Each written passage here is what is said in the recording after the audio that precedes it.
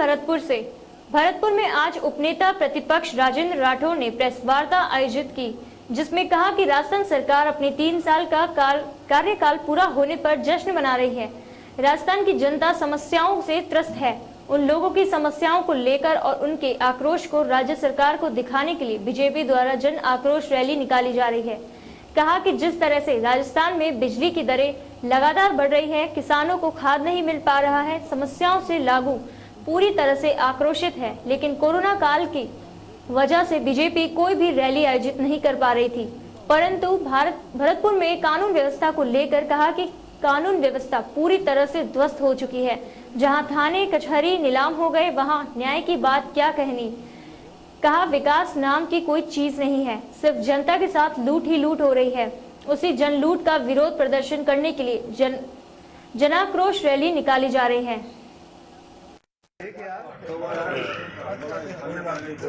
Video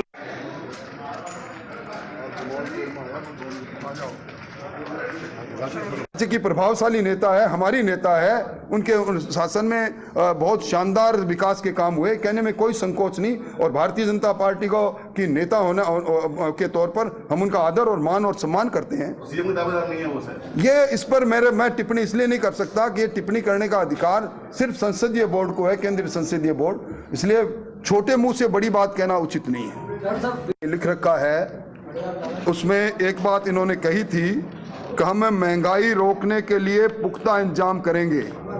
पृष्ठ 38 में लिखा, महंगाई नियंत्रण हेतु आवश्यक प्रभावी कदम उठाएंगे। वो जन घोषणा पत्र जो सरकारी दस्तावेज इन्होंने प्रथम कबीना की बैठक में बनाया, आज यक्ष प्रश्न ये है कि इनके 3 साल गुजर जाने के बाद इन्होंने महंगाई रोकने के लिए क्या प्रभावी कदम उठाए। आज सबसे महंगा जो वेट है 10% डीजल पर और 12% पेट्रोल पर इसी हुकूमत ने बढ़ाया। भारतीय जनता पार्टी के समय में 16% जो डीजल पर और 26% पेट्रोल पर वेट था।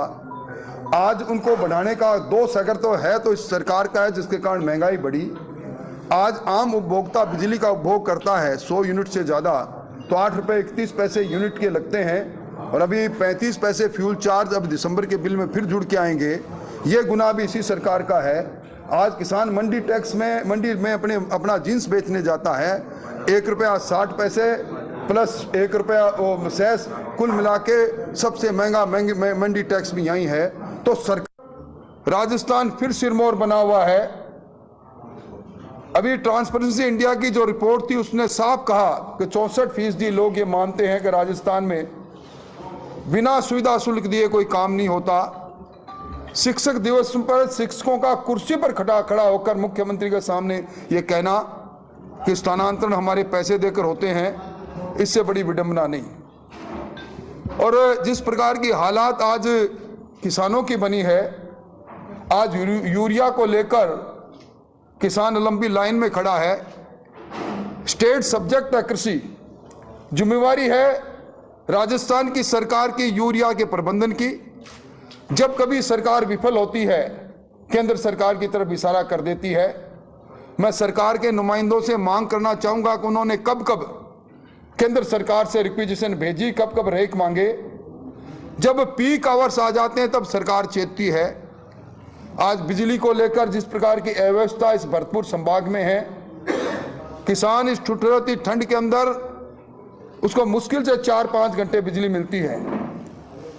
और सबसे महंगा डीजल यहाँ किसान उपयोग कर रहा है, क्योंकि देश में महाराष्ट्र के बाद सबसे महंगा वेट डीजल और पेट्रोल पर राजस्थान पर है। अतिशयोक्ति होगी भारतीय जनता पार्टी का संसदीय बोर्ड उचित समय पर उचित निर्णय निश्चित तौर पर करेगा। कोई भी, मैं कह रहा हूं ना, इस पर टिप्पणी करने का अधिकार मुझे नहीं, हमारे संसदीय बोर्ड को है। वही तय करेंगे कौन होगा, कब होगा, कैसे होगा।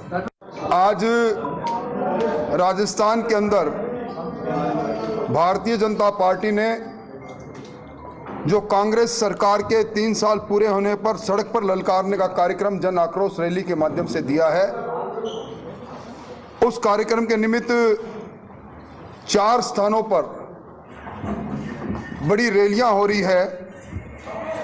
हमारे प्रदेश अध्यक्ष सतीश पूनिया जी बूंदी में, नेता प्रतिपक्ष गुलाब कटारिया जी बांसवाड़ा में, सवाई माधोपुर में हमारे पूर्व प्रदेश अध्यक्ष अरुण चतुर्वेदी जी, और मैं धौलपुर जा रहा हूं। आज चूंकि इस संभाग के कदावर नेता हमारे पार्टी के प्रदेश महामंत्री भजनलाल जी का जन्मदिवस भी है, और इस भरतपुर संभाग सहित राजस्थान के अंदर ठहरा हुआ विकास, आपातकाल में जारी हमारी अर्थव्यवस्था, संविदा कर्मियों से लेकर किसान कर्जे को लेकर चारों ओर जो धोखा गुजन घोषणा पत्र में दिया था, अब धीरे धीरे वो बोलने लगा है, और निश्चित तौर पर समय के चक्र के साथ ये सरकार नस्ते नबूत हो जाएगी। यहाँ की जर्जर कानून व्यवस्था, दहशतगर्दी का वातावरण बनाए हुए हैं। मोटे तौर पर मुझे इतनी बात करनी थी, आप में से किसी बात का कोई सवाल करना चाहे तो कोशिश करूंगा। बैठक जयपुर में हो रही है, राजस्थान की सरकार अपने 3 साल पूरे होने के जश्न के लिए रूपरेखा बना रही है। ठीक इसी समय राजस्थान के जो हालात है, भरतपुर संभाग के और भरतपुर जिले के जो हालात है, जहां दहशतगर्दी का वातावरण बना हुआ है, डबल मर्डर भरतपुर शहर में हो जाए, बेखौफ बजरी माफिया है, साइबर क्राइम में पूरे देश में राजस्थान इस मेवात के कांड से पहले स्थान पर पहुंच गया है। नेशनल क्राइम ब्यूरो के ताजा रिपोर्ट एक बार फिर कह रही है कि दुष्कर्म के मामले में फिर राजस्थान देश में सिरमौर बन गया। प्रतिदिन 15 अबलाओं का बलात्कार यहां हो रहा है। जब आपाधापी में सरकार चली और भरतपुर, जिनके महाराजा विश्वेंद्र सिंह जी को कभी मंत्री बनाया जाता है, कभी मंत्री से उतारा जाता है, फिर बनाया जाता है, इस आपाधापी के कारण इस भरतपुर संभाग में एक भी ऐसी योजना परियोजना नहीं जिस योजना परियोजना को 3 साल की सरकार ये कह सके कि हमने अपने कालखंड के अंदर इस भरतपुर को ये सौगात दी है। हाँ, अंतरकलह है भरतपुर के अंदर 2 मंत्रियों के बीच में, कौन बड़ा मंत्री, कौन मुख्यमंत्री जी के नजदीक। इसके लिए जिस प्रकार की सार्वजनिक बयानबाजी से लेकर और जिस प्रकार की